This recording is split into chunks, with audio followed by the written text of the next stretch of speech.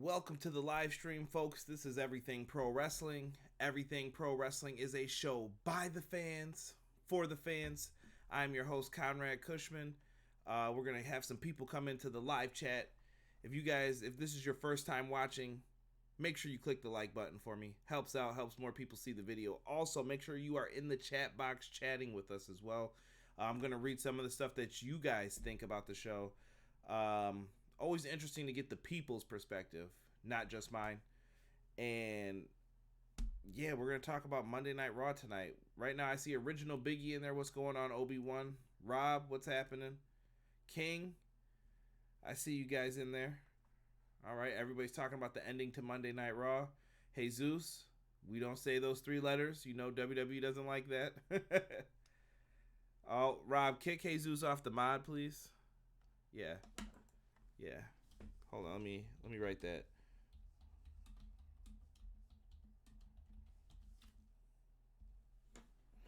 Yeah. So, we're going to get into Monday Night Raw. It was in Kentucky. I kind of want to hear what everyone thought about the show because it's I'm just messing with you, Jesus. But it was a different kind of show tonight. Like I said, if you guys are up in here, click that like button for me. Add some comments into the show. Yeah, let's get into this, though. Show took place tonight from the University of Kentucky. And shout out to my good friends from Everything College Basketball. I know Josh, Peyton, and Tyler, big fans of the UK, University of Kentucky. So if you guys need some college basketball love, make sure you check them out. Hey, Zeus, I don't think you're wrong about that. I kind of am in the same boat. We'll talk about that maybe more towards the end. Original Biggie, was it another exciting episode of Monday Night Meh? It was okay, not great, mostly boring. Okay, everybody's got thoughts already on Monday Night Raw. Well, let's get into this, guys. First, though, got some announcements here. On June 23rd, the Backlash PayPerView has been renamed. If you guys don't know, it's going to be called WWE Stomping Grounds. What the hell is that? Like, who comes up with these horrible, shitty pay-per-view names? Like, it really makes me wonder sometimes, like, you guys really sat in a room and thought of this? That was the best you could do? You couldn't have dusted off Unforgiven, a different pay-per-view? I get why they got rid of Backlash, though. Backlash was horrible last year, and they probably are like, yeah, we can't keep using that name. Great Balls of Fire, you mean? Oh, no, I did a video on that. That got lots of views. Great Balls of Fire is just... Damn. WWE is not good enough for Backlash. I see you, Obi-Wan. But they renamed the pay-per-view, so cool. We start off tonight with Alexa Bliss. Alexa Bliss was given the privilege of announcing who was in the Money in the Bank ladder matches for the men and women. As you guys can see in the picture above there, Alexa Bliss first starts off with the men's Money in the Bank. So who's going to be in it? It was announced first that Braun Strowman was going to be in the match. He won last year, unsuccessfully cashed in, so we got Braun. Next, we had Ricochet. And if you've seen NXT TakeOver New Orleans, Ricochet is a good name to have in there. We also had Drew McIntyre. We've seen him in ladder matches back when he was the Chosen One. So good to see Drew in here. He's someone who I think is World Heavyweight Championship material. And then we have the lovable Baron Corbin. I know everybody was excited to hear Baron Corbin was in this match. But eventually these guys all start jawing with each other back and forth about how Corbin lost his briefcase. I'm surprised they didn't let anyone say Braun lost his and he sucks too.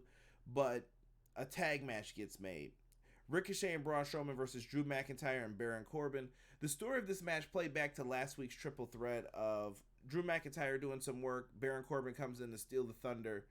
When it looked like he was going to do that again, Drew McIntyre this time laced him with a right hand, leading to the Braun Strowman power slam. Ricochet hits the shooting star press. 1, 2, 3. What do you know?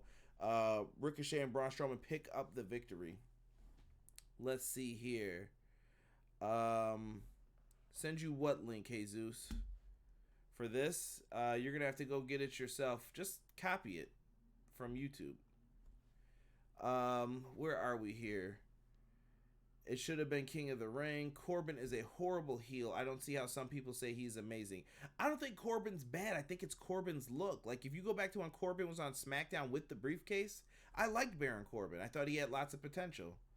Wait, so there's no pre-qualifying matches. No, Biggie, they just announced them. For a show that's 3 hours long and needs content to fill the show, why wouldn't you have qualifying matches? But there's probably not enough people to have qualifying matches with. Trash Heat. Josh Burton said, boy, if you don't talk about how good... Josh, you're a little late to the party, sir. We already did that. But shout out to you. Make sure you go back and check out the beginning. Jesus says, love Ricochet is using that finisher again. Not the Great Balls of Fire. Yeah, Biggie, WTF. So Biggie's not happy about not having qualifying matches. But let me say this, though. Ricochet was over with the crowd. The people in Kentucky loved Ricochet. Even though they told him to be quiet and then they had Ricochet be quiet, that's freaking stupid for a babyface to listen to a heel. He was still over, though. The fans loved Ricochet. WWE, you have something here. Listen to me. Bruce Pritchard, Vince, whoever is making these decisions, Ricochet has something. This crowd liked him, so pay attention. I think he's going to get some good spots. Number 2, we had the matchup between the Usos and Luke Gallows and Carl Anderson. Not much to say about this match. Solid tag match, but very awkward entrance for the Usos with their music playing, and they were doing the hype for it, and then they cut the music off at bad times. That's something they're going to have to work on. I don't understand how something happens like that with such a big company with a 3-hour flipping show. Fun match, though. Good to see Anderson and Gallows back on TV, but we all knew they weren't winning this match because they haven't signed new contracts yet. So the Usos are given the victory here. Fun match, though. I thought Anderson and Gallows performed very well in this one. So Usos pick up the victory. Next, we get this segment with the Revival and back shaving. Creepy. Leave a like if you saw the back shaving segment. Drop an elbow on that like button for me. But they had a segment backstage where Dash and Dawson were basically back there. I don't know. I think Scott Dawson was getting his back shaved by Dash Wilder. It was weird, but it got some heat. The fans laughed at it a little bit, chuckled. The Usos thought it was funny. They did their best to make this entertaining, and the Revival said that they would be back out later on to fight Hawkins and Ryder to prove how good of a tag team they were. Yada, yada, yada. All right. They've already set up what it's going to be. Goober316, what up? See you in the chat. Let's talk about this, though. The Revival. From Fightful.com, we have heard that the Revival were offered $500,000 per year for 5 years for a deal. I don't know if it's true. Don't know. But if you guys are the Revival in the chat, would you stick around for that $500K? And you have to think of yourselves in the Revival's positions because, bruh, believe I'm taking that money no matter what. But would you, if you're in the Revival's position, do you stay in WWE? Jesus said, hell nah. Goober, everything's going good, brother. Going good, man.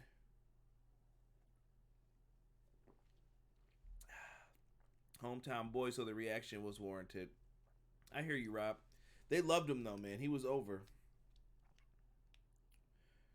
I'm trying to wait to see if we get some more reactions here on if you would take that $500K for 5 years. If you're in the Revival shoes, you weren't used previously before. Do you stick around? Why? I don't want to see Alexa Bliss wrestling again. She's terrible in the ring, King says. Harsh. We're going to move on to the next segment. I'll come back to this if you guys start throwing in some answers. It looks like you guys are typing away. We had the Miz and Bobby Lashley segment. Ugh. Lashley. I don't know where Leo Rush went. Apparently, Leo Rush isn't with him anymore. Bobby Lashley's out there by himself for Miz TV. It leads into an argument after Lashley talks in third person like he's The Rock. And he insults Miz's father with the potato head comments and stuff. And they end up brawling. This is going to lead to a fight or a match between these guys. Shane McMahon ends up coming out and distracts the Miz. Miz eats a spear from Lashley. 1, 2, 3. Bobby Lashley picks up the win, and then him and Shane put in that Phantom Punch work on good old Miz.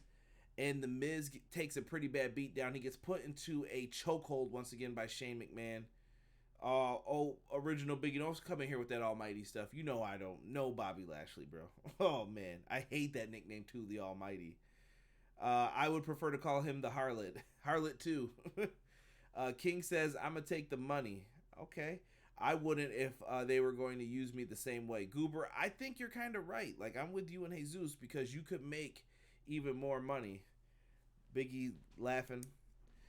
Don't worry, we'll get to the harlot in a little bit, Biggie. You got me calling her that now. So after this, we get to the Viking Raiders versus the Lucha House Party. Lucha House Party tried to jump all over the Viking Raiders. It was not good enough because they get dominated throughout this match. All three of them, and eventually they hit the Viking Experience. Can we go back to calling it Thor's Hammer, please? And if you guys did not see The Avengers, bro, I just saw it yesterday. Amazing film. No spoilers to be given, but if you are a fan, make sure you go out and see that. Goober's chanting war in the chat. War, war, war, war. I appreciate that. Yeah, so they hit the Viking Experience, a.k.a. Thor's Hammer. Let's call it that, please. And they end up picking up the victory. So kudos to the Viking Raiders. Hopefully we can just get past this name and let's try and get these guys over here. Jesus says Endgame was awesome. Goober said the same thing. My boys. I knew I liked you two for a reason. We get to the women's Money in the Bank announcements. We had Natalya announce, Dana Brooke, Naomi, and then Alexa Bliss draws it out. Who's it going to be? We all know. It's Alexa Bliss. Ha, yay, yay. And she came out there and, yeah, whatever. Her and Naomi get into a scuffle. Naomi challenges her to a match. Alexa Bliss says she's not ready to fight because she's got on her Chuck Taylors, but eventually Naomi gets into her head and makes her accept this match. Cool. But during this is where it gets interesting. Raw's women division is trash. Sasha's done, Jesus says. America's ass. Stupid. You're stupid, Jesus. So during this, we get a commercial break. Eventually, we get to the Firefly Funhouse, episode number 2 or segment 2, whatever you want to call it. And I want to hear your thoughts on this, guys, in the chat. I want to go through and read some of these things because I want to know how you're feeling about the Bray Wyatt character right now, where it stands. So we go into the Firefly Funhouse, and Bray Wyatt is painting a picture. And all of a sudden, we see, I don't know if the dude's name was Ephraim the Rabbit. I can't remember. But there's a rabbit in there that we were talking about last week, and the rabbit's wondering, like, hey, what you painting? And Bray Wyatt just says, hey, you want to take a look at it? And he's got on the horrible stuff. The Bray Wyatt thing, I think, is worth watching. That's one of the few things I will say go back and watch.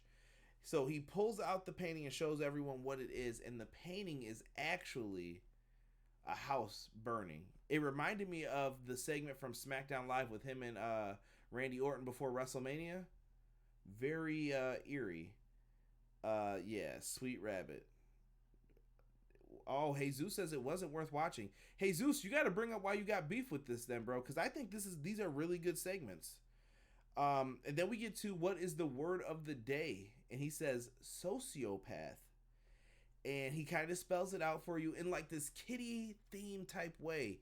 And eventually, we start hearing screams or yelping from I can't even remember her name now. If it was Peggy or something. The witch from last week. The name changed, it felt like, this week. But the witch called him out, and she said, hey, I'm trying to rest over here, blah, blah, blah. And it's very different. Jesus, you can't tell me it's the worst thing without saying it. I just think this is a joke going to end up going nowhere, and I have no faith in this. Thank you, Sean Harrington. It's Abby the Witch. Shout out to Sean Harrington. Appreciate that, bro. It's a kid's show.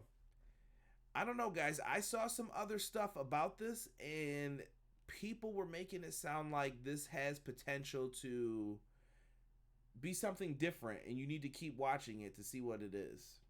So I'm going to leave it at that. I don't want to spoil too much from something I had heard. But I think this is leading to something else from everything I'm seeing and hearing from watching the vignettes. And look for little small things that are happening in it. Hopefully, there's not enough fan backlash and people are like, I don't like him using the word sociopath and chainsaws and stuff with my kids being around. But I thought it was very well done. And we'll have to wait until next Monday to see what happens on the Firefly Funhouse. But so far, I'm enjoying the segments. I'm looking forward to seeing where it goes. Sean said, anytime. It'll be interesting to see how it translates to the actual wrestling. Maybe nothing's different, though, too. I don't know, Sean. We'll have to see. Jesus is not a fan of it at all. Original Biggie seems like he's on the fence asking if it's worth watching. So, yeah, I think it was all right. Seems like we got a pretty split crowd in here on this segment.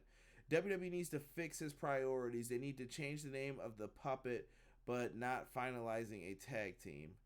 No Cedric, shaking my head. And you know what, Biggie? That might have been the name last week, Abby the Witch. I couldn't tell if she said Abby. I thought last week I heard like Pepe. So, I don't know.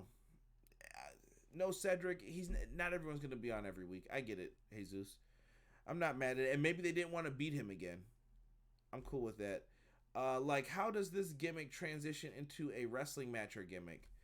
Sean, I'm thinking there's more to this, though. I think we're going to see, like, a reveal with all of this eventually.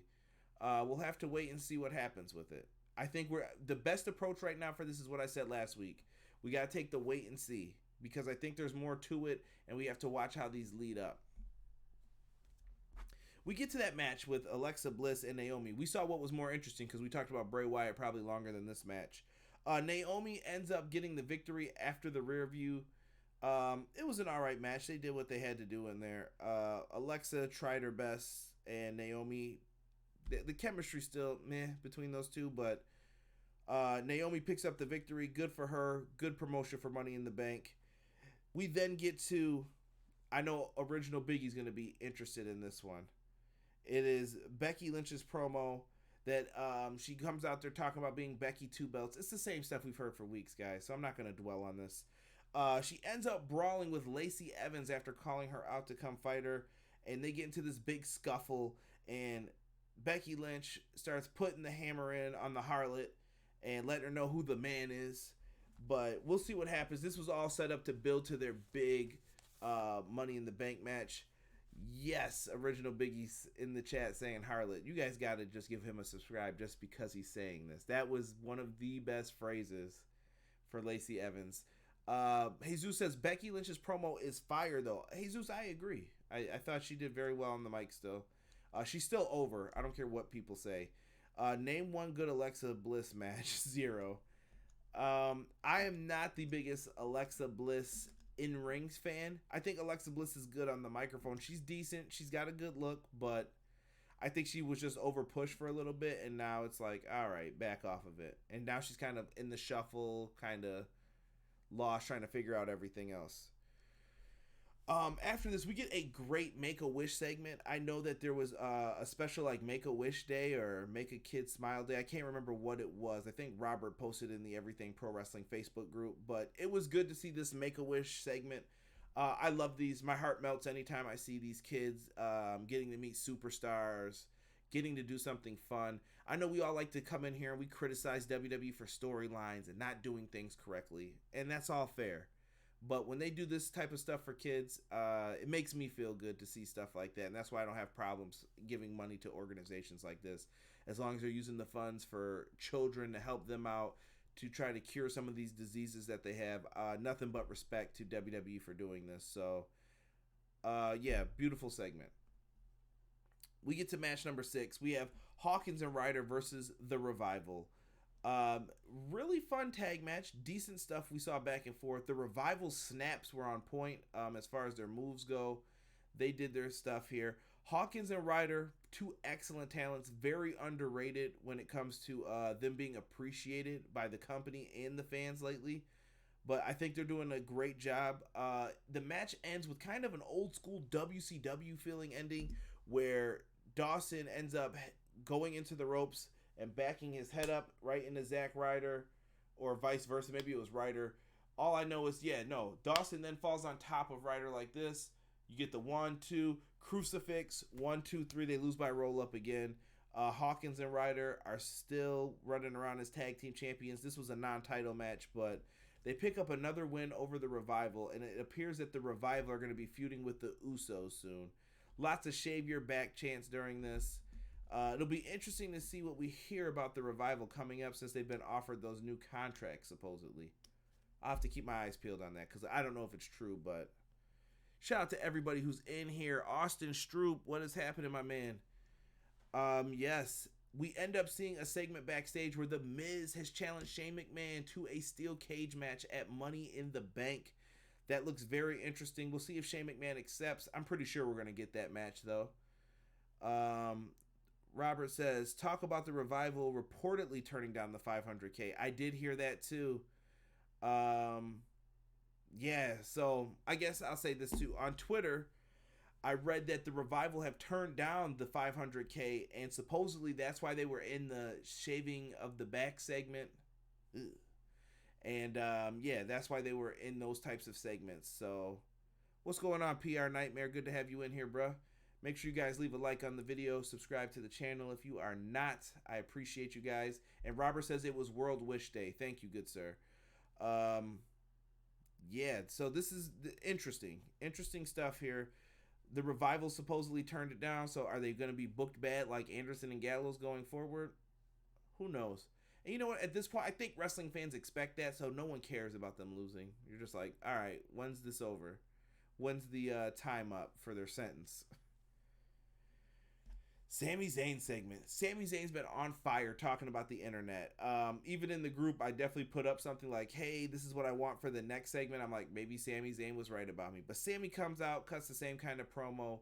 He's been doing his damnedest to get the heel heat. Sami Zayn is really good on the microphone. He deserves to have free reign on that mic just like Owens and several others. Samoa Joe. Let Sami speak, man. This guy has talent. Let him rock right now.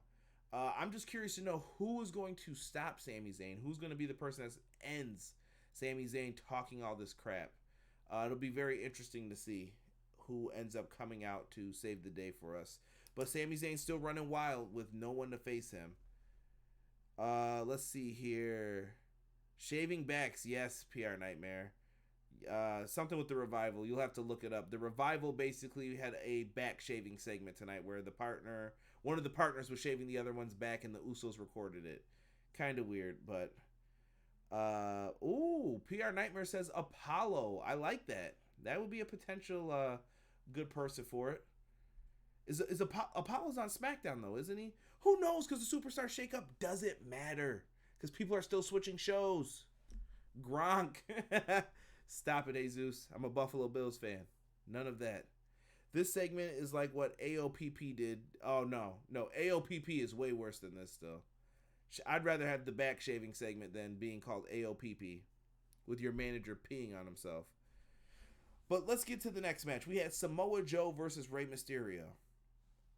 Now, WWE, damn it. You have a perfect opportunity to have Samoa Joe choke out Rey Mysterio's son. I want him to do this. I want him to knock those stupid glasses off his face. I want him getting choked out, and I want him to yell, "I'm your poppy," to Dominic. Why can't I just get this segment? It would be perfect.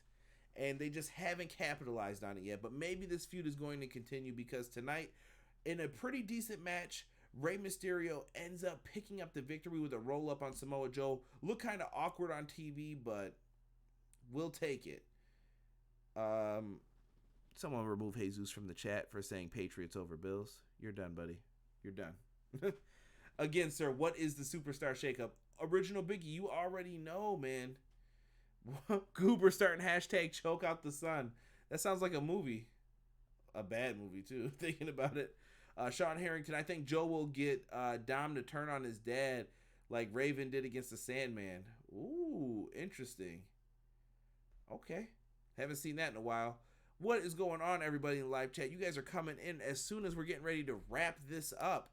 We are talking about Seth Rollins versus AJ Styles. They had a contract signing in the ring tonight.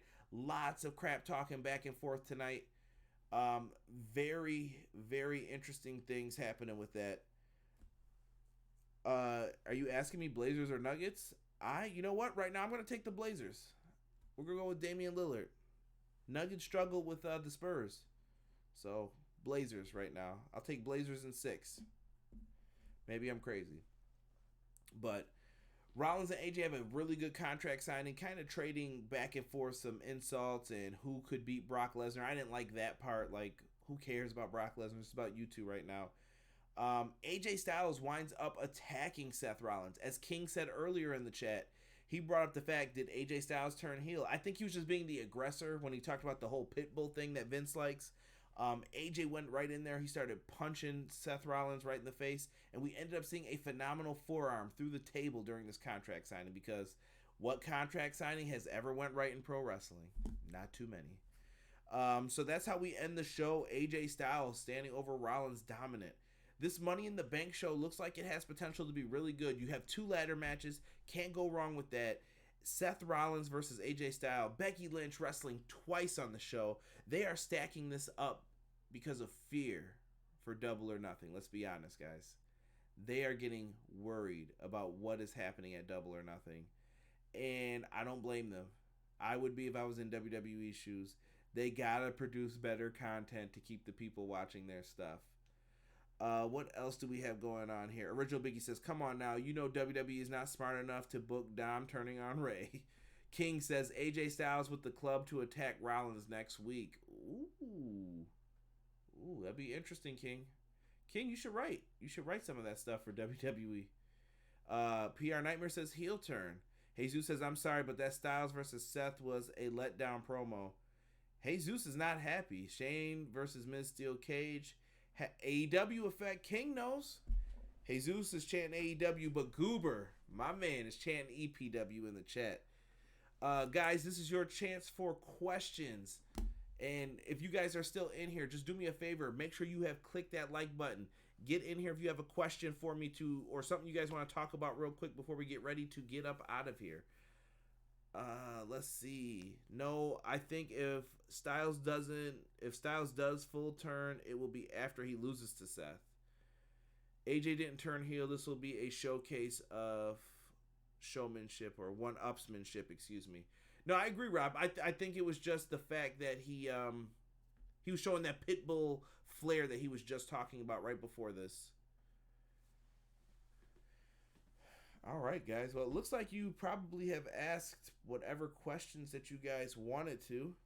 Let me give my quick shout-outs here before we get ready to get out of here. Shout out to my man, Original Biggie, OB1 I always call him. Check out Original Biggie's content. Really good YouTuber. Someone I respect highly when it comes to his knowledge of video games. So make sure you check him out. Shout out to Rob and Jesus De Leon, my mods in the chat. Shout out to King, man. King said a lot of good stuff tonight. So, King, I appreciate your knowledge on pro wrestling. And when I talk about knowledge in pro wrestling, I got to give it up to my man, Sean Harrington. He kept me on my toes tonight. Shout out to Josh Burton of Everything College Basketball jumping in here, helping me out. Check out his podcast, guys. He uploads it every week. He has a Facebook group. If you love college basketball, go join his stuff. And Goober316. It wouldn't be a chat without my man Goober. I appreciate him coming in here, stopping through. Same thing with Austin Stroupe. I appreciate you, brother. And you know what? Shout out to Connor, too. Connor wasn't in here tonight, but I appreciate him as well. The last New Japan Pro Wrestling show sucked. Whoa. Bobby versus Nelson, round 3. Goober, thank you for the too sweet, brother. Too sweet to all of you guys as well. He won't be heel until he starts teaming with Corbin. Stop it. Don't give them any bad ideas like that, Rob. But folks, I got to get ready for work tomorrow. I will be back with a SmackDown review, and we will have a podcast coming out on Wednesday. Still haven't figured out what topic I'm going to do yet. I'll probably be thinking about that tomorrow. But we got a lot of stuff to talk about. Thank you so much, guys, for joining me here at Everything Pro Wrestling. The goal is getting closer. If you have friends who are down and into wrestling, send them over to Everything Pro Wrestling. Send them over to Brainbuster Radio, wherever you can, guys. Like I said, I'm trying to make this thing happen. So download the podcast. Check me out on YouTube. Join the live streams when I'm playing video games. It's all helping, and I love talking with you guys about life, wrestling, video games, whatever you guys want to talk about. With all that being said, I'm out, guys. I appreciate the hell out of each and every one of you. Peace.